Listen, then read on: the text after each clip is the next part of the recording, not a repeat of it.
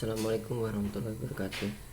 Kami dari kelompok 3 akan mempresentasikan materi tentang kewajiban menuntut ilmu, mengembangkan dan mengamalkannya, yang terdiri dari saya sendiri, Rahmat Alfialdi, Nurul Afifah, Ika Anita, Ayu Lisya, dan Asrifuddin.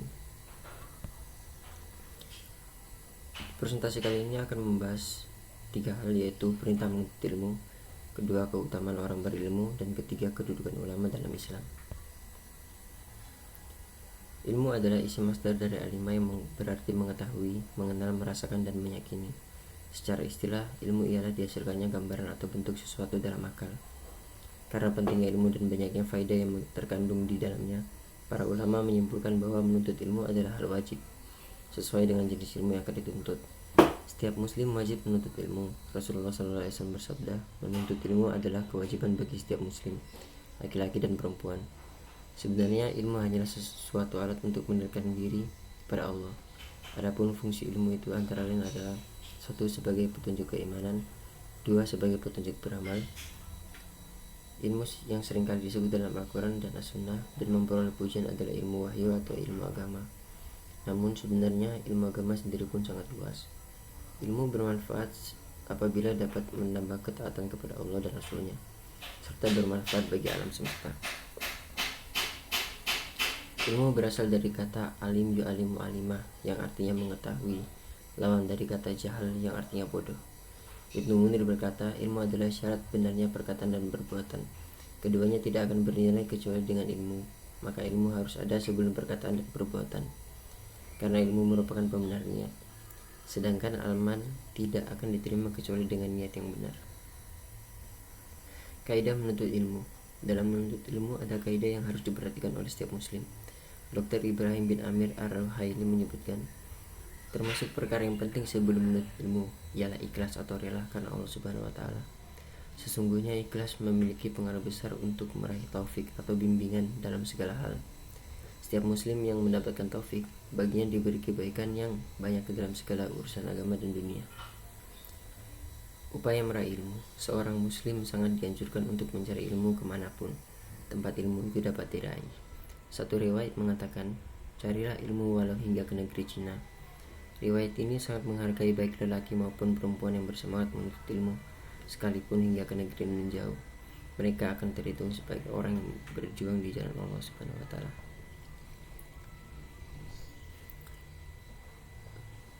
Perintah menuntut ilmu akan dibawakan oleh Mbak Ayu Lisya. Assalamualaikum warahmatullahi wabarakatuh. Perkenalkan, nama saya Ayu Lizia Nurliza. Di sini saya akan melanjutkan presentasi dari Mas Alif. Yang pertama, saya akan menjelaskan tentang perintah menuntut ilmu. Sesungguhnya Islam adalah syarat keselamatan di sisi Allah. Islam tidak tegak dan tidak akan ada kecuali dengan ilmu. Tidak ada cara dan jalan untuk mengenal Allah dan sampai kepadanya kecuali dengan ilmu. Allah lah yang telah menunjukkan jalan yang paling dekat dan mudah untuk sampai kepadanya. Barang siapa yang menempuh jalan tersebut tidak akan menyimpang dari tujuan yang dicita-citakannya. Allah Subhanahu wa Ta'ala juga berfirman, katakanlah, adakah sama orang-orang yang mengetahui ilmu agama Islam dengan orang-orang yang tidak mengetahui? Sesungguhnya orang yang barokallah yang dapat menerima pelajaran tersebut. Dalam Quran Surat Az-Zumar 39 ayat 9. Para mufasir menyimpulkan firman Allah di atas bahwa yang pertama, tidaklah sama antara hamba Allah yang memahami ilmu agama Allah, yaitu yang menyadari dirinya, memahami tanda-tanda kekuasaan Allah, dan mentaati segala perintah dan larangannya, dengan orang-orang yang mendustakan nikmat-nikmat Allah yang tidak mau mempelajari ilmu agama Allah. Yang kedua, hanya orang-orang yang berakal sehatlah yang dapat mengambil hikmah atau pelajaran dari tanda-tanda kekuasaan Allah. Selanjutnya, di sini saya akan menjelaskan tentang menuntut ilmu dalam Islam yang hukumnya wajib atau fardu. Para ahli fikih mengelompokkannya menjadi dua bagian, yaitu yang pertama, satu, fardu ain adalah setiap ilmu yang harus dipelajari oleh setiap muslim tentang ilmu agama Islam agar akidahnya selamat, ibadahnya benar, muamalahnya lurus dan sesuai dengan syariatkan Allah Azza wa Jalla yang tertuang dalam Al-Quran dan sunnah nabinya yang sahih. Inilah yang diperintahkan Allah dan firman-Nya, maka ketahuilah bahwa sesungguhnya tidak ada Tuhan atau yang hak melainkan Allah. Dalam Quran Surat Muhammad 47 ayat 19.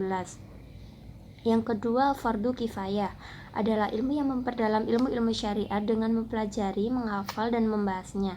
Misalnya spesialisasi dalam ilmu-ilmu yang dibutuhkan umat Islam seperti sistem pemerintahan, hukum, kedokteran, perekonomian, dan lain-lain. Tapi jika sebagian dari mereka ada yang mengerjakannya, maka gugurlah kewajiban dari yang lainnya. Sedangkan jika tidak ada seseorang pun yang melakukannya, maka semua menanggung resikonya. Selanjutnya, syarat-syarat menuntut ilmu ada 6. Yang pertama, cerdas atau zakaun. Maksud cerdas di sini bukanlah tingkatan kepintaran, melainkan tidak gila. Orang tersebut haruslah waras, dapat membedakan mana angka 1 dan 2, mana hitam dan putih, mana baju dan celana. Yang kedua, rakus atau hirsun.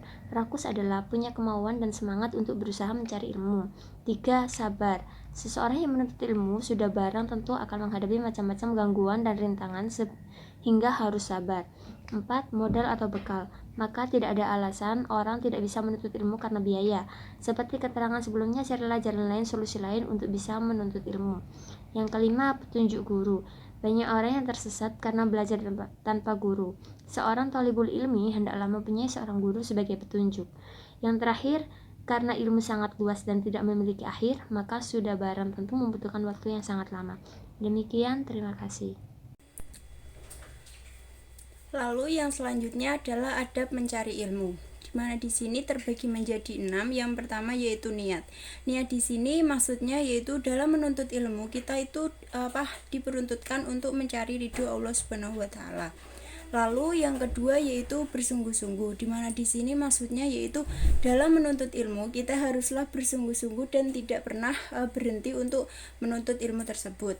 Lalu yang ketiga yaitu terus-menerus, di mana di sini hendaknya itu kita jangan mudah puas atas ilmu yang kita dapat sehingga kita enggan untuk mencari yang lebih banyak lagi. Di sini maksudnya kita itu jangan hanya puas pada satu ilmu saja. Di sini kita harus mencari ilmu sebanyak-banyaknya. Lalu yang keempat yaitu sabar dalam menuntut ilmu. Maksudnya di sini yaitu kita jangan pernah putus asa dalam menuntut ilmu jika kita mendapatkan kesulitan dalam menuntut ilmu yang kita pelajari tersebut. Lalu yang kelima yaitu menghormati dan memuliakan orang yang menyampaikan ilmu. Lalu yang selanjutnya yang keenam yaitu baik dalam bertanya. Maksudnya di sini yaitu hendaknya untuk menghilangkan keraguan dan kebodohan dalam diri kita. Kita bukannya meremehkan, bukan menjebak ataupun mengetes dan mempermalukan guru kita dan sebagainya.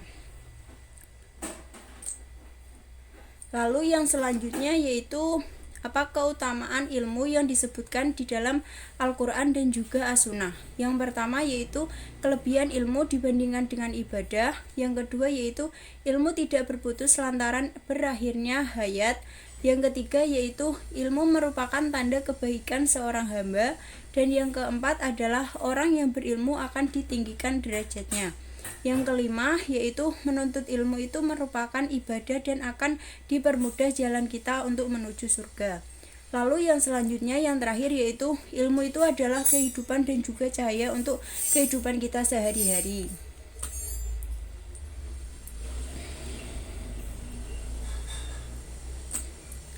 Lalu yang selanjutnya yaitu keutamaan orang berilmu.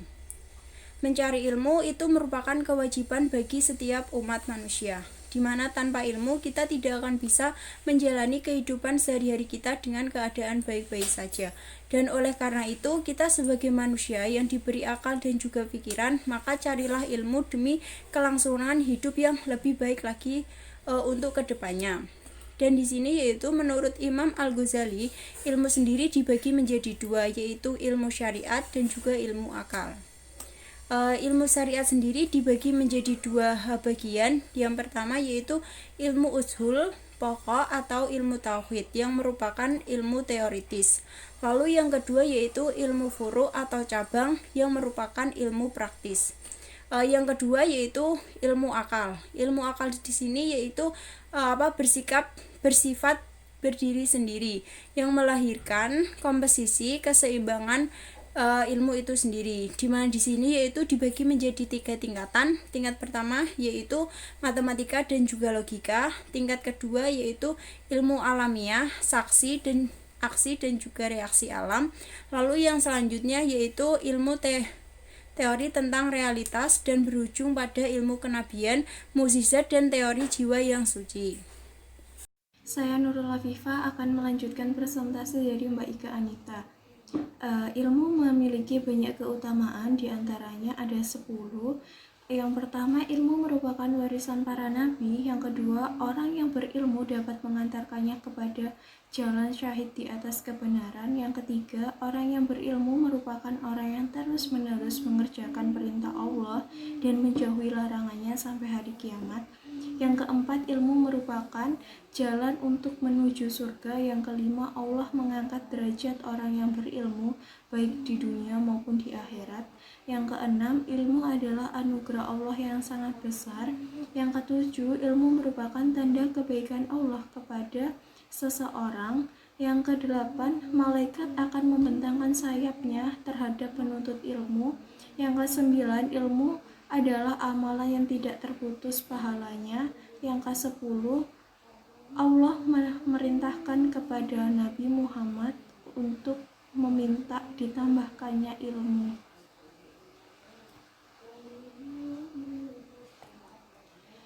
Penekanan terhadap pentingnya ilmu dapat terlihat juga dari kedudukan orang-orang yang mencari, memiliki, mengajarkan, dan mengamalkan ilmu.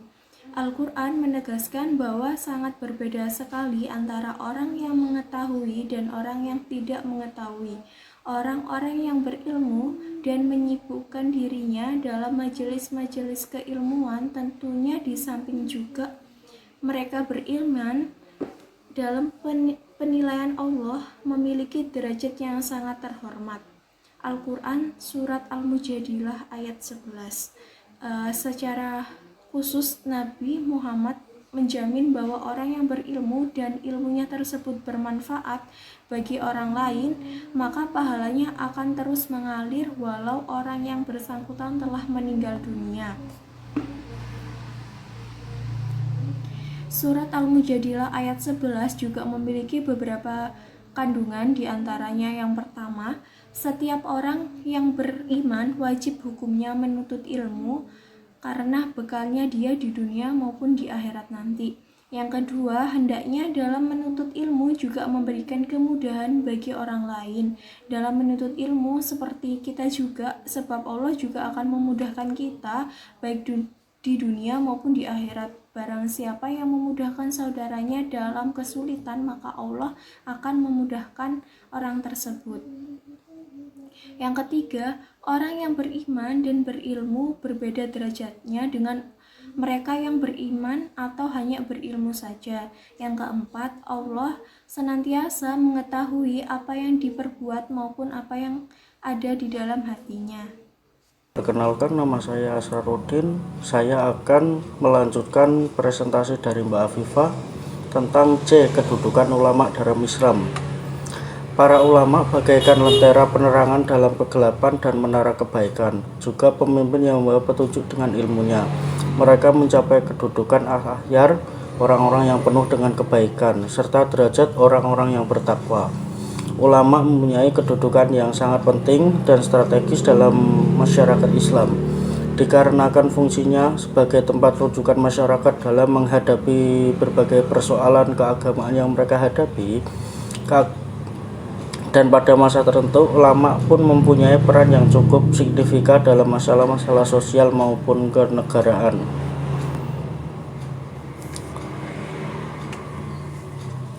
Dengan ilmunya, para ulama menjadi tinggi kedudukan dan martabatannya, menjadi agung dan mulia kehormatannya. Sebagian Allah Ta'ala berfirman, Qul hal yastawil ladhina ya'lamuna wal ladhina la ya'lamun. Katakanlah, apakah sama orang-orang yang mengetahui dengan orang-orang yang tidak mengetahui. Quran Surat Az-Zumar ayat 9. Dan firman-Nya Azza wa Jalla, Yarfa'illahu alladhina amanu minkum walladhina utul ilma darajatin. Niscaya Allah akan mengangkat derajat orang-orang yang diberi ilmu beberapa derajat. Quran Surat Al-Mujadilah ayat 11. Allah Ta'ala berfirman, Wa idza ja'ahum amru minal amnil khaufi ad'u bih walau ruddu ila rasuli ila wa ulil amri minhum la alimahu alladhina yastabitunahu minhum walau la fadlullahi alaikum wa rahmatullahi yab'akumus syaitona illa qalila. Dan apabila kepada mereka suatu berita tentang keamanan atau ketakutan, mereka langsung menyiarkannya. Padahal apabila mereka menyerahkannya kepada Rasul dan ulil amri di antara mereka, tentulah orang-orang yang ingin mengetahui kebenarannya akan dapat mengetahui secara resmi dari mereka, Rasul dan ulil amri.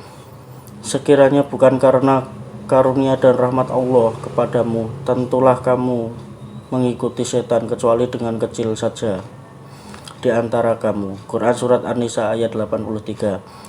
Dan yang dimaksud dengan ulil amri adalah dalam ayat ini adalah para ulama yang alim dan cermat dalam beristibat hukum-hukum syariat baik dari kitab maupun sunnah, karena nas yang jelas tidaklah cukup untuk menjelaskan seluruh permasalahan kontemporer dan hukum-hukum terkini, dan tidaklah begitu mahir untuk beristimbat serta mengeluarkan hukum-hukum dari nas-nas kecuali para ulama yang berkelayakan.